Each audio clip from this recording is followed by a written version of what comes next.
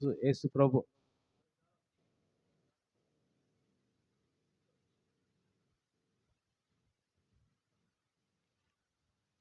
కొద్దిసేపు మనం దేవుని వాక్యం ధ్యానం చేసుకుందాం. మన పరిశుద్ధ గ్రంథం బైబిల్లో నుంచి దేవుని వాక్యం ధ్యానం చేసుకుందాం. ఈరోజు క్రిస్మస్ దినం కాబట్టి మనందరూ కూడా చాలా సంతోషంగా కొత్త బట్టలు ధరించి బాగానే దేవుని చెందుకు వచ్చాం. మంచిది, పండగ కాబట్టి రావాలి, అలాగ ఉండాలి. మనం కూడా దేవుని బిడ్డ అంటే అందరూ కూడా మంచిగా శుభ్రంగా నీట్గా ఉండాలి. అలాగనే వచ్చారు. దేవుడు మనందరిని కూడా దీవించునుగాక. కొద్దిసేపు మనం దేవుని వాక్యం ధ్యానం చేసుకుందాం. మన పరిశుద్ధ గ్రంథం బైబిల్లో నుంచి ఈరోజు క్రిస్మస్ కాబట్టి యేసు ప్రభు జన్మ గురించి కొన్ని మాటలు చదువుకుంటూ అలాగే మరికొన్ని మాటలు మనం కూడా ధ్యానం చేసుకుందాం. ఎలాగ ఆ వాక్యం మన హృదయాల్లో పనిచేయాలో ఆ విధంగా మనం కూడా కొద్దిసేపు ధ్యానం చేసుకుందాం.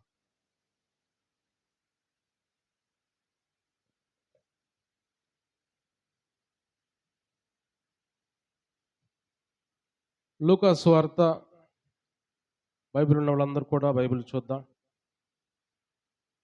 లూకా సువార్త 1వ అధ్యాయము 26వ వచనం చదువుదాం. 6వ నెలలో గబ్రియేలును దేవదూత గలిలయలోని నజరేతున ఊరిలో దావీదు వంశస్థుడైన యోసేపును ఒక పురుషునికి ప్రదానము చేయబడిన కన్యక యొద్దకు దేవుని చేత పంపబడిను. ఆ కన్యక పేరు మరియా. ఆ దూత లోపలికి వచ్చి ఆమెను చూచి, దయాప్రాప్తురాల, నీకు శుభము, ప్రభు నీకు తోడై ఉన్నాడని చెప్పెను. ఆమె ఆ మాటకు బహుగా తొందరపడి ఈ శుభవచనం ఏమిటో అని ఆలోచించుకొనుచుండగా దూత, మరియా, భయపడకుము, దేవుని వలన నీవు కృప పొందితివి. ఇదిగో నువ్వు గర్భము ధరించి కుమారుని కని ఆయనకు యేసు అని పేరు పెట్టుదువు. ఆయన గొప్పవాడై సర్వోన్నతుని కుమారుడు అనబడును. ప్రభు అయిన దేవుడు ఆయన తండ్రి అయిన దావీదు సింహాసనమును ఆయనకిచ్చును. చిన్న ప్రార్థన చేస్తున్నాం, కళ్ళు మూసుకుందాం. పరిశుద్ధురా, ప్రేమమయుడా, జీవాధిపతి అయిన దేవా, జీవం కలిగిన దేవా, పరిశుద్ధురా, మీ శ్రేష్టమైన ఘనమైన నామాన్ని బట్టి నాయన మీకు వందనాలు, స్తుతులు, స్తోత్రాలు, కృతజ్ఞతలు చెల్లించుకున్నాం ప్రభా. ఈరోజు ప్రభా ఇదిగోనైనా క్రిస్మస్ సందర్భంగా నీ సన్నిధిలో ప్రభా మేము అందరం చేరి ఉండగా మా అందరితో మీరు మాట్లాడి మా అందరి హృదయాల్లో కూడా మీరు జన్మించే విధంగా మాతో మాట్లాడి మీ నామాన్ని మహింపరచుకోండి నాయన. వచ్చిన బిడ్డలందరూ కూడా దీవించండి, ఆశీర్వదించండి.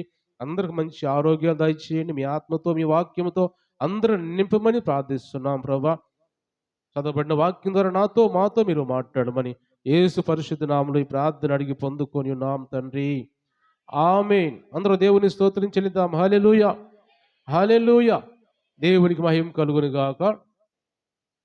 మనం చదువుకున్న వాక్య భాగంలో ఈరోజు క్రిస్మస్ కాబట్టి మనము యేసు ప్రభు గురించి పుట్టుకొని గురించి కొన్ని మాటలు మనం చదువుకున్నాం. అయితే ఇక్కడ రాయబడిన మాటలు ఏముందంటే మరియ అంటే ఆమె చాలా వాళ్ళు పేదవాళ్ళు.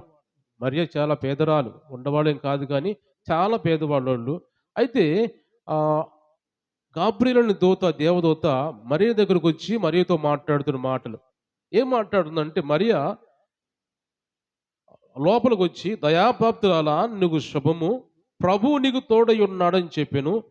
ఆమె ఆ మాటకు బహుగా తొందరపడి ఈ శుభవచనం ఏమిటో అని ఆలోచించుకొని చుండగా దూత, మరియా, భయపడకము, దేవుని వల్ల నువ్వు కృప పొందితివి అని అంటున్నాడు. అంటే గాబ్రియేలు దూత వచ్చి మరియతో మాట్లాడుతున్న మాటలు మరియకి అర్థం కావట్లేదు. ఏం మాట్లాడుతున్నాడు?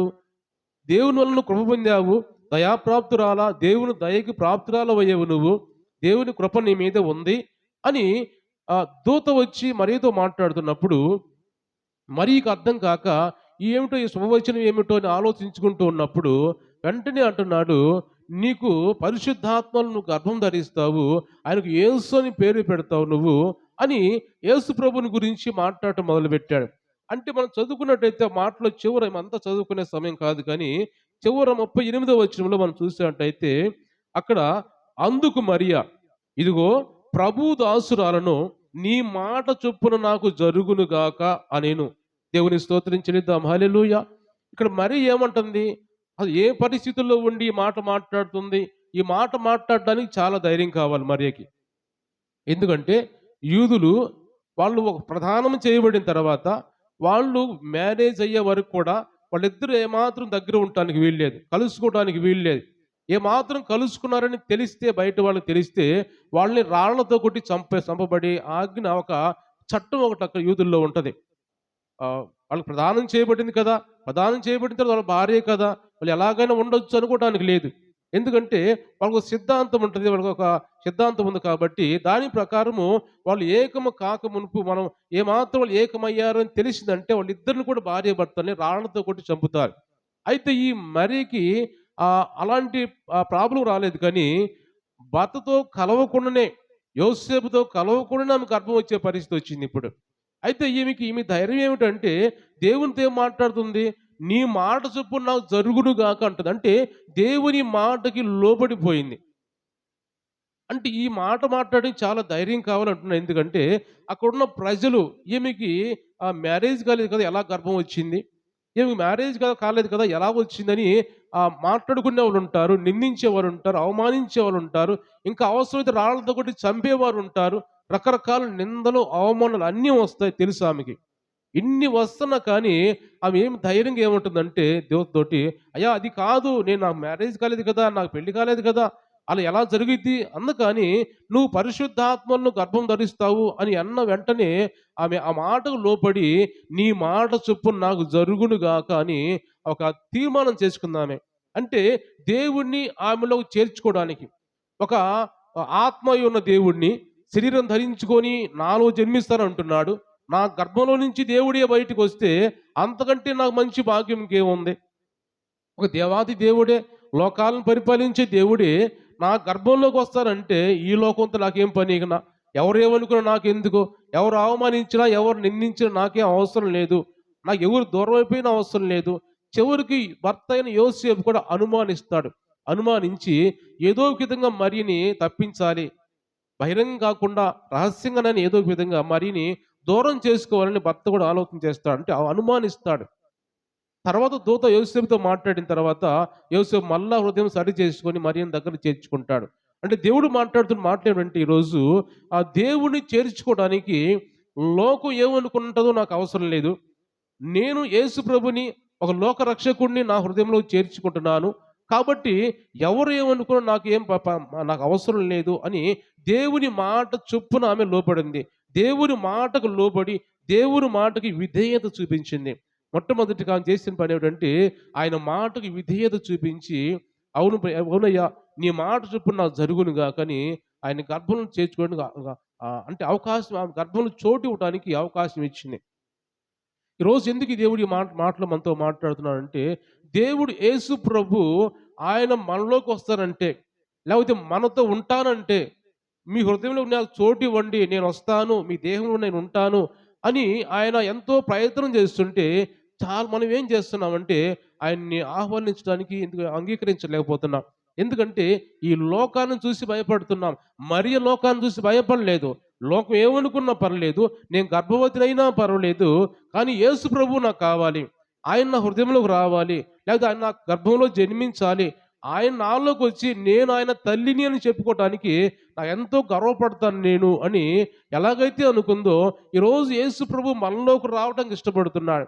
మన హృదయంలోకి రావటానికి, మనతో ఉండడానికి ఆయన ఇష్టపడుతున్నప్పుడు మనం ఎందుకు దేన్ని చూసి భయపడాలి? ఒక లోకరక్షకుడు ఆయన, ఒక లోకరక్షకుడు, లోకాన్ని కలుగజేసిన వాడే, భూమి ఆకాశములను కలుగజేసిన దేవుడు మనలోకి వస్తారంటే, మనతో ఉంటారంటే, మీతో నేను నివసిస్తాను, మీతో కలిసి నేను భోజనం చేస్తాను, మీ హృదయంలో నాకు చోటు ఇవ్వండి అని యేసు ప్రభు మనతో అంటున్నప్పుడు మనం దేని గురించి భయపడాలి? కన్నా యేసు ప్రభువుని చేర్చుకోవచ్చు మనం ఇక. ఎందుకంటే ఆ దేవాది దేవుడు మనలోకి వస్తారంటే మనకి ఎందుకు అభ్యంతరం ఏమిటి? లోకంతో మనకేం పని? ఒకవేళ మన బంధువులు ఏమన్నా అంటారని భయమా? మీరు యేసు ప్రభువుని చేర్చుకున్నారేమిటి? ఆ దేవుడిని చేర్చుకుని అంటారని భయమా? ఎవరు ఏమన్నా కానీ ఆయన లోక రక్షకుడు, లోకాన్ని కలుగజేసిన దేవుడు, మనల్ని కలుగజేసిన దేవుడు ఆయన, మనం సృష్టించిన దేవుడు ఆయన. ఆయన చేతితోటి మనం చెక్కుకున్న దేవుడు ఆయన. అలాంటి దేవుడే మనలోకి వస్తారన్నప్పుడు మనం దేనికి ఎందుకు అభ్యంతరం మనం ఎందుకు పెట్టాలి? అలాగే మరియను గురించి మనం చూస్తే మొట్టమొదటిగా ఆయన చేసిన పని ఏమిటంటే, ఆ మాటకు విధేయత చూపించి, మాటకు లోబడి నీ చిత్తమే అంటే దేవుని చిత్తానికి అప్పగించుకుందాం జీవితాన్ని ఇకన. నేను కాదు నా నా వల్ల నేను కాదు, నా శరీరం నాది కాదు, ఈ దేహము నాది కాదు. నీ చిత్తం ప్రభా, నీ చిత్తానికి నా దేహాన్ని ఇస్తున్నాను. నువ్వేం చేసుకుంటావో నాకు తెలీదు.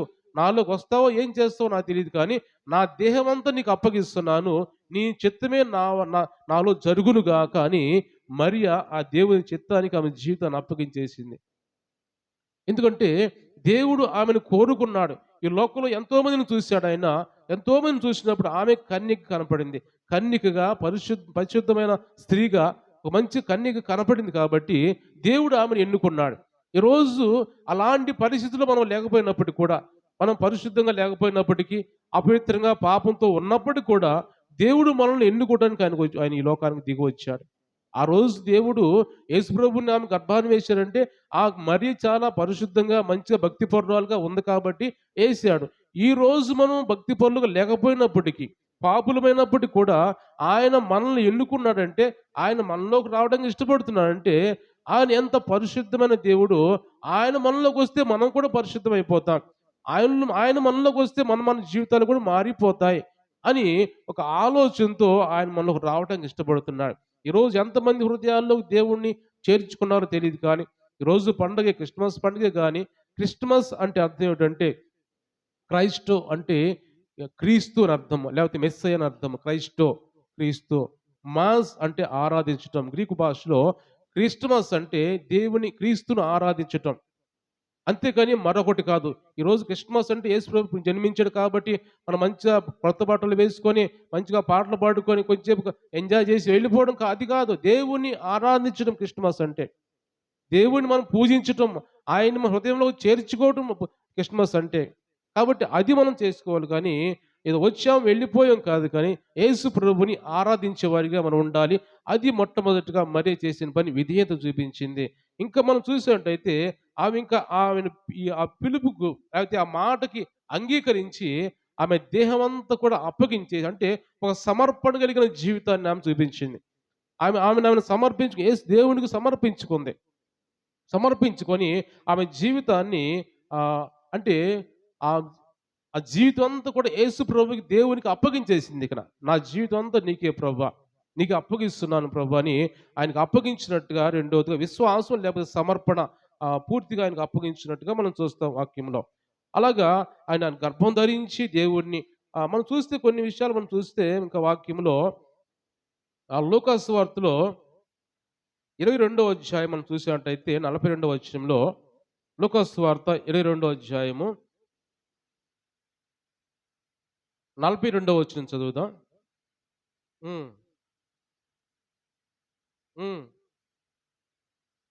తండ్రి, ఈ గిన్నె నా యొద్ద నుంచి తొలగించుటకు నీ చిత్తమైతే తొలగించుము. ఆయనను నా ఇష్టము కాదు, నీ చిత్తమే సిద్ధించునుగాక అని ప్రార్థించును. దేవుని స్తోత్రం చెల్లిద్దాం. హల్లెలూయా. ఇది ఒక ఉదాహరణగా మనం తీసుకోవచ్చు. యేసు ప్రభు ఏమన్నాడంటే, ఆయన్ని సిలువ వేయబడే ముందు యేసు ప్రభు దేవుని చిత్తానికి ఆయనను అప్పగించుకున్నాడు. ప్రభువా, నా చిత్తము కాదు, నా ఆలోచన కాదయ్యా తండ్రి, నీ చిత్తమే నా యందు సిద్ధించునుగాక అని యేసు ప్రభు సిలువ వేయబడే ముందు మాట్లాడిన మాటలు. అదే రీతిగా ఇక్కడ మరియ కూడా దేవుని చిత్తానికి ఆమె జీవితాన్ని అప్పగించేసి, నీ చిత్తమే నా యందు జరుగును గాక. నేను ఎన్ని శ్రమలు పడ్డా, ఎన్ని ఇబ్బందులు పడ్డా, ఏమి జరిగినా నేను అన్ని పట్టించుకోను ప్రభువా. ఎందుకంటే నువ్వు నాలోకి వస్తున్నావు కాబట్టి నీ చిత్తమే నా ఎడల జరుగును గాక అని మరియ మాట్లాడుతున్నట్టుగా అర్థం చేసుకోవాలి మనం. అంటే యేసు ప్రభు కూడా దేవుని చిత్తానికి ఆయన అప్పగించుకున్నాడు. దేవాది దేవుడే ఈ లోకానికి వచ్చి తండ్రి చిత్తానికి ఆయన అప్పగించుకున్నాడు. నాది కాదయ్యా, నా ఆలోచన కాదు, నా చిత్తం కాదు, నీ ఆలోచన ప్రకారం అని ఇక్కడ మనం గమనించినట్టయితే ఈరోజు దేవుడు మనతో మాట్లాడుతున్న మాటలు, మరియ గర్భాన దేవుడు యేసు ప్రభు జన్మించడానికి ఆమె అంగీకరించింది. ఈరోజు మాట్లాడుతున్న మాటలు ఒకటే ఒక మాట మనం జ్ఞాపకం చేసుకోవాలి. మనము కూడా ఆయన మనలోకి వస్తానన్నప్పుడు, మనలో జన్మిస్తానన్నప్పుడు, మన హృదయంలోకి వస్తానన్నప్పుడు మనం చేర్చుకుంటున్నామా లేదా? ఎంతమంది ఈరోజు ఆ విధంగా యేసు ప్రభుని చేర్చుకుని వెళ్ళడానికి ఇష్టపడుతున్నాం? ఎంతమంది ఈరోజు దేవుడిని నేను సొంత రక్షకుడిగా అంగీకరిస్తున్నాను, యేసు ప్రభు నాకు కావాలి, నేను ఆయన నమ్ముకుంటాను, నాకు మారుమనసు రక్షణ కావాలి, నేను బాప్తీసం పొందుతాను, ఆయన నేను అంగీకరిస్తాను. ఎందుకంటే ఆయన లోకాన్ని కలుగజేసిన దేవుడే, రక్షకుడు అని మనం విన్నాం కాబట్టి, అలాంటి దేవుడిని అంగీకరిస్తున్నాను అని ఎంతమంది ఈరోజు దేవుడిని అంగీకరించి వెళ్తామో దేవుడు ఈరోజు మనతో మాట్లాడుతున్నాడు. మన హృదయాలు సరిచేసుకొని, ప్రభా ఈరోజు నాయన నీ పుట్టినరోజు అని మేము వచ్చాం, కానీ ప్రభా నీ పుట్టినరోజు సందర్భంగా కొన్ని మాటలు మాతో మాట్లాడుతుండగా, మరి ఎలాగైతే ఆయన గర్భంలో చేర్చుకుందో మేము కూడా మాలో మీకు చోటు ఇచ్చేవారిగా ఉండాలి ప్రభా అని మనం చూసాం కదా. చాలాసార్లు మనం చదువుకున్నాం, ఇంతకుముందు మనం కొన్ని మాటలు చదువుకున్నాం. మత్తయి సువార్తలో 8వ అధ్యాయంలో మనం చూసాం కదా. గడిచిన రోజుల్లో మనం చదువుకున్నాం మంచి మాట. 8వ అధ్యాయం 20వ వచనం చూసినట్టయితే మత్తయి సువార్తలో అక్కడ ఒక మాట రాయబడింది చూడండి. అందుకు యేసు నక్కలకు బొరియలను ఆకాశ పక్షులకు నివాసములు కలవు గాని మనుష్య కుమారునికి తలవాల్చుకున్నటకైనను స్థలము లేదని అతనితో చెప్పాను. దేవుని స్తోత్రించలేదాం. హల్లెలూయా. ఈరోజు చాలా మంది గమనించి ఈ మాటలు మనం చూసినట్టయితే, నక్కలకు బొరియలు ఉన్నాయి, ఆకాశ పక్షులకు నివాసాలు కలవు కానీ మనిషి కుమారుడు ఉండటానికి తలవాల్చుకోవడానికి చోటు లేదు. ఎందుకంటే ఈరోజు ఎక్కడికి పోయినా ఎక్కడ చూసినా పాపం ఎక్కువైపోతుంది. పాప జీవితాలు ఎక్కువైపోతున్నాయి. రకరకాల అలవాట్లతో, వ్యసనాలతో మనుషులు జీవిస్తున్న రోజులు ఈ రోజులు ఉన్నాయి. అందుకు యేసు ప్రభు ప్రతి ఒక్కరి దగ్గరికి వెళ్ళి చూసినప్పుడు ప్రతి హృదయం కూడా ఏదో ఒక వ్యసనంతో నింపబడి ఉంటుంది కాబట్టి, ఆ నింపబడి ఉంది కాబట్టి ఆయన నివసించలేక వెళ్ళిపోతున్నాడు. అంటే ఎందుకు ఈ మాట అంటున్నాడంటే, ఏ హృదయంలో పోవాలన్న కానీ నాకు తలవాల్చుకోవాలంటే నాకు స్థలం లేదు. జంతువులకు భూమిలో గొర్రెలు తవ్వుకుంటాయి, దాంట్లో ఉంటాయి. ఆకాశ పక్షులకు చెట్లు ఉన్నాయి, వాటి మీద ఉంటాయి. కానీ మనిషి కుమారుడు ఉండటానికి స్థలం లేదు అని ఇక్కడ దేవుని వాక్యం రాయబడి ఉంది. కాబట్టి మనం మాట్లాడుకుని చదువుకున్న నిజమే. యేసు ప్రభు బెత్లెహేము గ్రామం వెళ్ళినప్పుడు యోసేపు మరియను తీసుకొని బెత్లెహేము గ్రామం వెళ్తాడు. ఎందుకంటే బెత్లెహేము యోసేపు గ్రామం కాబట్టి. మరియదేమో నజరేతు, యోసేపుదేమో బెత్లెహేము. ఆ బెత్లెహేములో ప్రజా సంఖ్య లెక్కే ఉంది కాబట్టి ఆ లెక్కలో వీళ్ళు చేర్చబడాలి కాబట్టి యేసేపు మరియను తీసుకొని గర్భవతిగా ఉన్నప్పుడు ఆమెను తీసుకొని బెత్లెహేము గ్రామం వెళ్తాడు. వెళ్ళిన తర్వాత ఆమెకి అక్కడ పురిటి నొప్పులు వచ్చి యేసు ప్రభుని కని అది వచ్చినప్పుడు ఎక్కడికి పోవాలన్నా స్థలం ఉండేది కాదు. ఎందుకంటే ప్రజలందరూ కూడా ఆ ప్రజలందరితో క్రిక్కిరిసిపోయింది గ్రామం అంతా.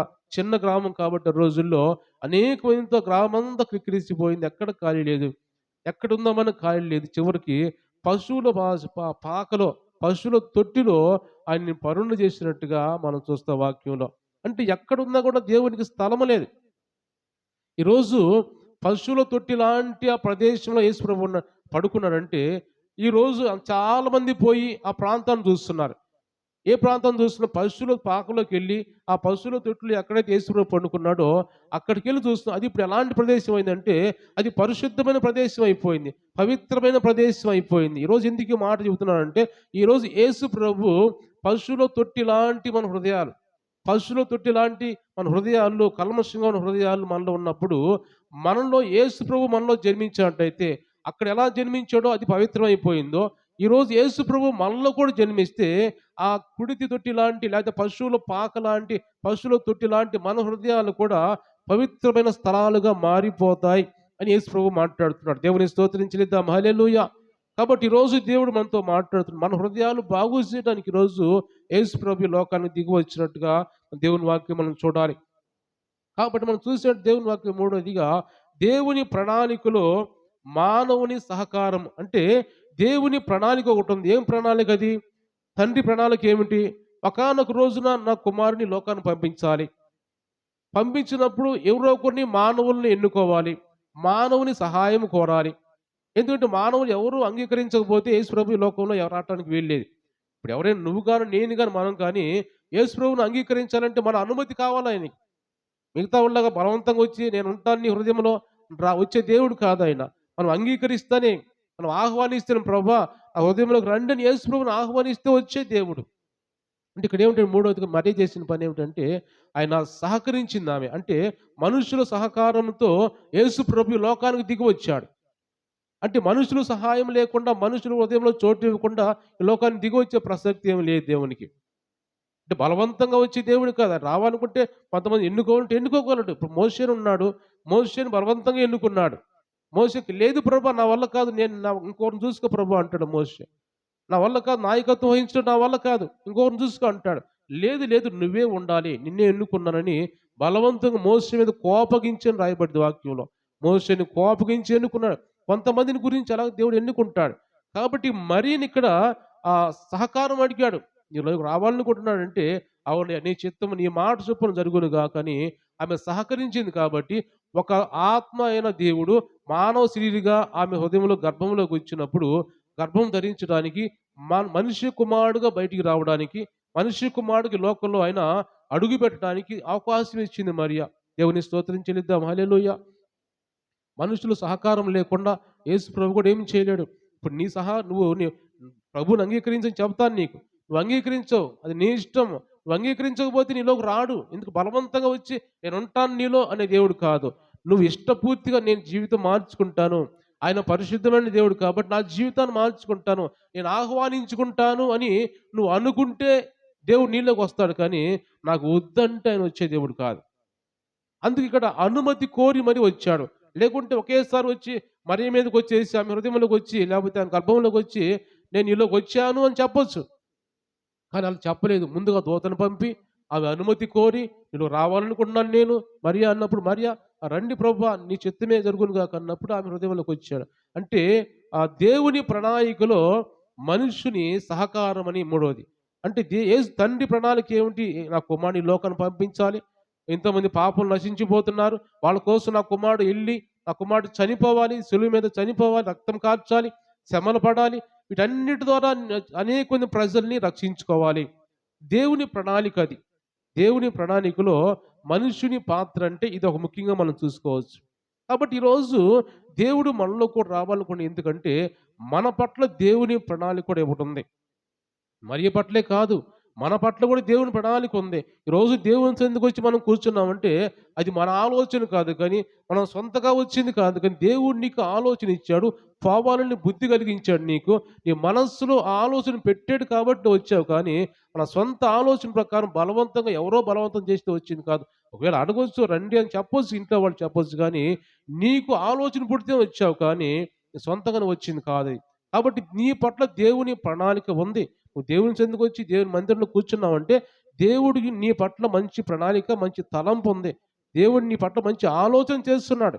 కానీ మనమే దాన్ని పొందుకోలేకపోతున్నాం, కానీ మనమే దాన్ని దూరం చేసుకుంటున్నాం. కానీ దేవుడికి నీ పట్ల మంచి ఉద్దేశ్యం ఉంది. నీ పట్ల దేవుడు మంచి కార్యం చేయాలని చూస్తున్నాడు. నీ జీవితంలో గొప్ప కార్యం చేయాలని దేవుడు చూస్తున్నాడు. నీ కుటుంబంలో ఘనమైన కార్యాలు దేవుడు చేయాలని చూస్తున్నాడు. కాబట్టి ఆ ఘనమైన కార్యాలని, గొప్ప కార్యాలని నీ జీవితంలో చేస్తాను దేవుడు అంటున్నప్పుడు మనం ఎందుకు వాటిని కాదనుకోవాలి? దేవుడు నేను గొప్ప చేస్తాను, మిమ్మల్ని నేను గొప్ప చేయి మొదలు పెడతాను. యెహోషువతో అంటాడు, యెహోషువ నిన్ను నేను గొప్ప చేయి మొదలు పెడతాను అంటాడు. నువ్వు నా మాట అంగీకరించు, నా మాటకు లోబడినప్పుడు, యెహోషువ దేవుడి మాటకు లోబడ్డప్పుడు ఆయన్ని గొప్ప చేయటం మొదలు పెట్టాడు దేవుడు. అంటే ఆయన నమ్ముకున్న వాళ్ళని గొప్ప చేసే దేవుడు ఆయన. అన్ని సర్వస్వం ఇచ్చే దేవుడు ఆయన. ఈ లోకంలోనే కాదు, పరలోక రాజ్యాలు కూడా ఆయన మనకి ఎన్నో సర్వం అన్ని ఇచ్చే దేవుడు ఆయన, ప్రేమించే దేవుడు. ఆయన లోకానికి ఎందుకు దిగి వచ్చాడు ఆయన? మనం చూస్తే యోహాను సువార్త 3:16 ఏమో రాయబడింది అక్కడ, దేవుడు లోకమును ఎంతో ప్రేమించిన మాట చదువుదాం ఒకసారి. దేవుడు లోకమును ఎంతో ప్రేమించాడు కాగా తన అద్వితీయ కుమారుని యందు పుట్టిన వాని యందు విశ్వాసం ఉంచు ప్రతి వాడును నశింపక నిత్య జీవం పొందినట్లు ఆయన అనుగ్రహించెను. లోకము తన కుమారుని ద్వారా రక్షణ పొందుటకే గాని లోకమునకు తీర్పు తీర్చుటకు దేవుడు ఆయన లోకంలోనికి పంపలేదు. దేవుని స్తోత్రం చెల్లిద్దాం. హల్లెలూయా. లోకాన్ని తీర్పు తీర్చడానికి పంపలేదు, కానీ లోకానికి రక్షణ ఇవ్వడానికి, లోకాన్ని కాపాడడానికి, లోకంలో ఉన్న ప్రజల్ని నిత్య జీవంలో చేర్చడానికి యేసు ప్రభు లోకానికి దిగి వచ్చినట్టుగా దేవుని వాక్యం మనం చూస్తున్నాం. కాబట్టి ఆయన ప్రేమించి, మనం ఎంత ప్రేమించాడంటే తన కుమారుడిని మన కోసం ప్రాణం ఇచ్చేంతగా ప్రేమించాడు యేసు ప్రభు దేవుడు మనల్ని. కాబట్టి అలాంటి దేవుడిని మనం కూడా ప్రేమిద్దాం, మనం కూడా అంగీకరిద్దాం. మరి ఎలాగైతే ప్రభా నీ చిత్తమే నా యందు నెరవేరును కాక ప్రభా అన్నట్టుగా మనం కూడా యేసు ప్రభువుని అంగీకరించి దేవుని చిత్తాన్ని మన జీవితాన్ని అప్పగించుకుందాం. అప్పుడు మన జీవితాలు బాగుపడతాయి. అప్పుడు మన జీవితంలో సంతోషంగా, మన కుటుంబాల్లో సమాధానం ఉంటుంది. కొన్ని కుటుంబాలు ఎప్పుడు చూసినా ఏదో ఒక అలసడి, ఏదో ఒక గోల, ఏదో ఒక గొడవ, ఏదో రకరకాల బలహీనతలు కావచ్చు, రకరకాలుగా ఉంటూ ఉంటాయి. అయితే దేవుడు మాట్లాడుతున్నాడు, నేను నీతో ఉంటే నీకు ఇవన్నీ రావు, ఇవన్నీ దూరం అయిపోతాయి నీకు. నేను నిన్ను ప్రేమిస్తున్నాను, నన్ను ఆహ్వానించని యేసుప్రభు మాట్లాడుతున్నాడు. కాబట్టి దేవుని బిడ్డలు గమనించినట్టయితే తర్వాత యేసుప్రభు ఆమె గర్భంలోకి వచ్చిన తర్వాత సమస్యలన్నీ మళ్ళీ సరిదిద్దుకున్నాయి. యేసేపుతో దేవుతో మాట్లాడింది. ఆ యేసేపు ఇది పరిశుద్ధాత్మ వలన వచ్చింది, ఏదో అనుమానించు మాకు, నువ్వు మరియను చేర్చుకో అన్నప్పుడు వెళ్ళి యేసేపు మరియను చేర్చుకున్నాడు. అయితే మరియని యేసుప్రభు జన్మించే వరకు కూడా ఆమెతో కలవలేదు. ఆమెకు దూరంగానే ఉన్నాడు. యేసుప్రభు జన్మించిన తర్వాత, ఆ తర్వాత కొంతకాలం తర్వాత మరలా మన బైబిల్‌లో చూస్తే కొంతమంది కుమారులు, కొంతమంది కుమార్తెలు పుట్టినట్టుగా వాక్యం మనం చూస్తాం. అంటే యేసుప్రభు మరియ ఎంత పరిశుద్ధంగా ఉందో అలాగే మనం కూడా పరిశుద్ధంగా ఉంటే మనలో కూడా ఆయన జీవిస్తాడు. మనలో కూడా ఆయన జన్మిస్తాడు అని దేవుడు ఈరోజు మనతో మాట్లాడుతున్నాడు. కాబట్టి దేవుని బిడ్డలు గమనించినట్టయితే మనం చూస్తే కొన్ని వాక్యాల్లో ఆహ్, ఆమె సర్వస్వం కూడా ఆమె జీవితాన్ని కూడా ఆయనకి అప్పగించినట్టుగా, అంటే ఒక మాట గమనించినట్టయితే ఆహ్, ఎవరైనా మనం ఉండాలి, మనం ఉన్నాం, యవనస్తులున్నారు, లేకపోతే యవ్వన బిడ్డలున్నారు. యవ్వన బిడ్డలకి ఆలోచనలుంటాయి. ఒక మంచి ఆలోచనలుంటాయి. నేను మంచి యవనస్తుడిని, మంచి వాడిని పెళ్లి చేసుకోవాలి. నా జీవితం ఎలా ఉండాలి? నేను మంచి ఉద్యోగం సంపాదించుకోవాలి. లేకపోతే ఎన్నో కలలుంటాయి. ఆలోచన చేస్తూ ఉంటారు. నా జీవితం ఎలా ఉంటే బాగుంటది అని ఆలోచన చేస్తూ ఉంటారు. అలాంటి ఆలోచన చేయటం మంచిదే. ఎందుకంటే మా జీవితం ఎలా ఉండాలి, బాగుండాలని ఎవరైనా కోరుకుంటారు. అయితే ఇక్కడ మనం చదివిన మరియ జీవితంలో అయితే ఆమె చాలా కన్యక అని రాయబడింది ఇక్కడ. చాలా చిన్నమ్మాయి కన్నిక. అలాంటి ఆమెకి ఎన్ని ఆలోచనలుంటాయి. యోసేపుని చేసుకోబోతుంది కూడా, ప్రదానం చేయబడింది కూడా. నా భర్తతో ఇలాగ నేను జీవించాలి, నా కుటుంబాన్ని ఇలా పోషించుకోవాలి, లేకపోతే ఇంతమంది బిడ్డలు నేను కనాలి, ఇంత సంతోషంగా ఉండాలి అన్న ఆలోచన మరియకు కూడా ఉండొచ్చు. అయితే మరియ పూర్తిగా ఆమె జీవితాన్ని త్యజించిందనమాట. పూర్తిగా ఆమె జీవితాన్ని త్యజించి పూర్తిగా నా జీవితం ఇంకా ఇవన్నీ వదులుకున్నాను నేను. ఈ లోక సంబంధించిన వాటన్నీ వదులుకున్నాను. ఈ లోక సంబంధించిన ఆలోచనని నేను వదులుకున్నాను. ఎందుకంటే ఇప్పుడు గర్భం వచ్చిందంటే చాలా మంది రకరకాలుగా మాట్లాడుకుంటారు కాబట్టి ఏం మాట్లాడుకున్నా పర్లేదు. నా జీవితం ఇంతవరకు ధన్యమైంది. మనం చూస్తే వాక్యం లూకాసు వార్తలో ఆ మాట చదువుదాం ఒకసారి. ఎలిజబెత్ దగ్గరికెళ్ళిన తర్వాత ఆమె కొన్ని మాటలు ఎలిజబెత్‌తో మాట్లాడిద్ది. ఆహ్, మరియ మాట్లాడే మాటలు చూద్దాం. ఎలిజబెత్ మాట్లాడేది కొన్ని మాటలుంటాయి మరియ గురించి. ఆహ్, 1:46 చదువుదాం. అప్పుడు మరి ఇట్లా నేను నా ప్రాణం ప్రభువును ఘనపరుచున్నది. ఆయన తన దాసురాలి దీన స్థితిని కటాక్షించెను.